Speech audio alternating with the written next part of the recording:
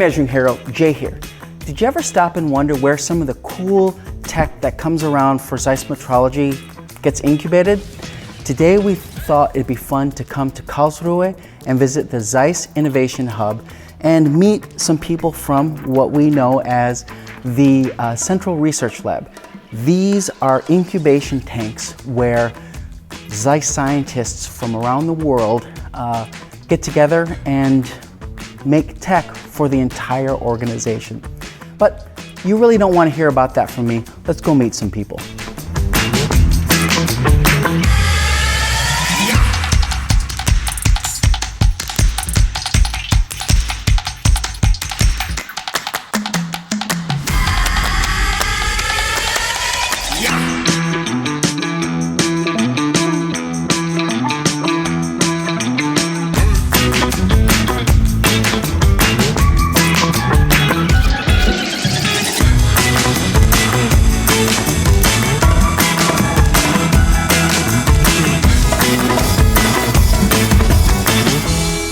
Sophia, thank you for having us over and welcoming us to your fantastic facility. Thanks for being here. It's really cool. There's a lot to dive into here, but before we start, I'd really like to just kind of get to know you and your background.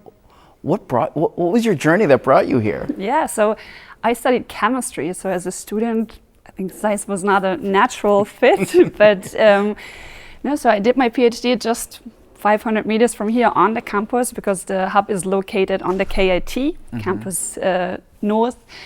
And during my PhD, I was working on material science, went on for a postdoc in Japan. When I was applying for jobs back in Germany, that was the time when the ZEISS Innovation Hub just opened, beginning of 2020.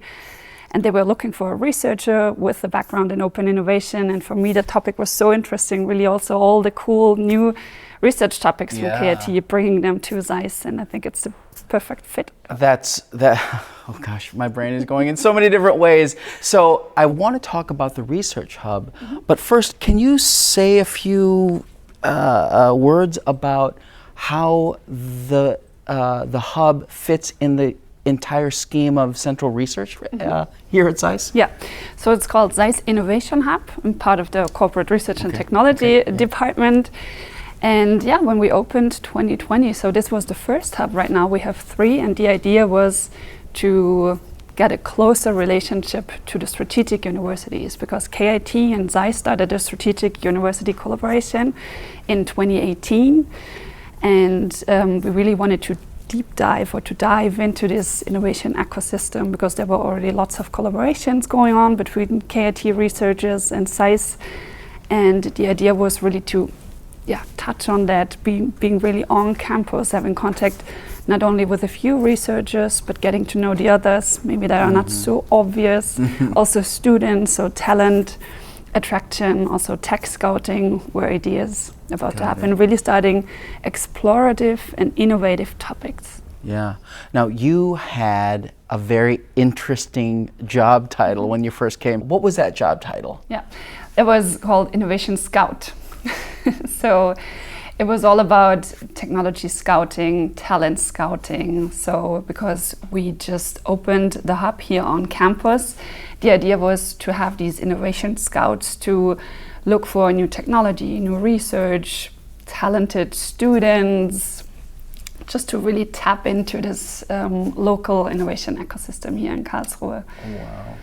Yeah. It's really interesting to me that it is someone at ZEISS's job to be constantly on the lookout for whatever bits of technology could be out there, but even more importantly, because it's about people, right? Yeah. To even just have a pulse on who some of the talented scientists up and coming, and that was your job. Yeah, and that is very true. I mean, that starts really early, that we don't only look into technology, but that we also look into the market, feasibility, we look into customer needs. So this is really, for me, coming from scientific research, really at the beginning it was difficult sometimes, but I think it's really eye-opening also, because this is exactly the way to innovate, right? To bring new ideas and research into the market. And this is we also built up a very heterogeneous team that really looked into the business side, market side, but also techies that did prototypes. And I think this is the special thing about the Innovation Hub, that there are so many different people working on a topic. Also, of course, always in cooperation with the SBUs and trying to push new topics into ZEISS. So maybe there was a topic that comes out, or a tech. Is there a process that can take that from there to a product or something usable for ZEISS? Oh yeah, there are many topics coming to my mind, and so when we started here in 2020, I think there were lots of innovation methodologies coming from customer-centric innovation. So we really know how to innovate if we know the customer need. But we had at the beginning some difficulties finding really a process or methodology coming from tech push innovation. So what do we do with new technologies? What we do now is something called technology foresight, so a methodology that we adapted from strategic foresight, and I think Fanny is the right person to tell you more about this. Great, okay. Fanny, technology foresight. Okay, I'm gonna put a pin in that, because before you blow my mind with what that is, can we talk about your journey to get here? Yes, so for a ZEISSian, especially somebody working in corporate research, I have a not very likely profile. What is likely? Not very... Unusual. I have an unusual profile for somebody working in corporate research and for ZEISS, because I initially studied politics, which is far away from anything with technology or even business related. And yeah, so I studied politics, then did a PhD in innovation management. Yes, you can do a PhD on that. And when I was looking for jobs, I stumbled across the Innovation Scout job ad here at the Inno Hub in Karlsruhe. And trying now also to bring this methods perspective, and maybe not the tech boundaries, but looking from the holistic perspective, how to manage innovation, how to come up with ideas, embed it in a big organization where you need to make decisions, also sometimes against projects, deciding which ideas to pursue and which not to follow. So the question is about what is precognition, technological foresighting. Technology foresighting, what is that? Let's say it's a set of methods that have their origin in the second half of the 20th century, where especially companies realized during the oil crisis, hey, if we want to prepare for the future, it's not enough to simply forecast from existing data and does it just linearly evolve, but you need to think in multiple different futures. And so you try with these methods to embed different technology trends, societal trends, economic trends, political regulation trends, all in one picture, and go from there to develop multiple possible scenarios of the future, and broadening up your perspective of what could likely happen without knowing what exactly would be, but then it enables you to broaden up the variety of possibilities. So okay, there's several things I need to prepare for, and based on that, on these future scenarios for the 10 years ahead or 15 years ahead or 20 years ahead, you can simply go back, okay, what would I need to do now to be ready for this future I want to go, or maybe also even the worst case scenario, what do I need to prepare to prevent it? Wow. Okay. So what I think I'm hearing is that all of that is apart from what innovation is, right? It's not just technology, it's the whole thing. Now, okay, I think I understand it, but is there a concrete example of that in practice maybe we can walk through? Okay, let me think about one. Maybe a good one starting from both coincidence, because serendipity is a very important aspect for innovation, plus coming from the network, the idea. So basically two physicists were meeting in a networking event.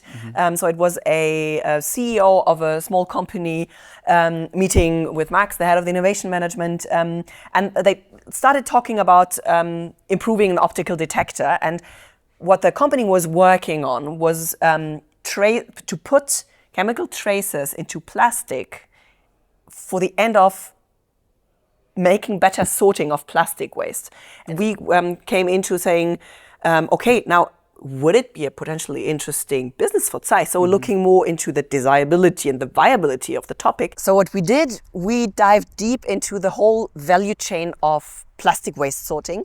And what we found out is, so there's a lot of innovation methods that are really customer centric. If you have a known customer, then you can go through a design thinking process, etc. But we started from a tech idea and a deep tech technology with disruptive potential, where say, hey, this would lead to a paradigm shift in the whole value chain. So we needed a new approach how to understand both how imagining a future that is completely different, completely new value chain, maybe new actors, and find the vision for ZEISS. What would that ZEISS angle be? What would role of ZEISS be in this new universe? Okay, so it's my understanding that plastics sorting project kind of morphed into something interesting for the metrology group, yeah? Yeah, indeed. So sometimes you start with initial idea and realize, oh no, it leads me to another point in time that you did not expect. But indeed, this whole question of material characterization is very closely linked to the competencies of metrology. So yes, we definitely, technology-wise, explored stuff where we said, oh, we could reuse this. And also from the use cases coming, not only from the household waste, but looking also into more industry use cases, looking, for example, into electric waste and going further to electric batteries from electric vehicles. And seeing, okay, we need to dismantle them, we need to reuse stuff, remanufacture stuff that you have. So how could we as ZEISS solve problems in this sphere? And so plenty of things we thought let's move on and stay connected. We were able to chat about a project that you're talking about. I know that someday we'll be able to talk about it. Can I come back when that time is and we can deep dive into that solution? It sounded really Sure, really cool. Come back anytime. Yeah. Did you see what I did there? I invited myself back. That's how you do it. Fanny, thank you so much for the tour of the amazing work that happens here, just so we can get a deeper understanding of that. Appreciate it. And for you out there, hope you enjoyed our little look at Central Research and the Innovation Hub. Don't forget to stay safe and stay healthy, and we'll see you next time.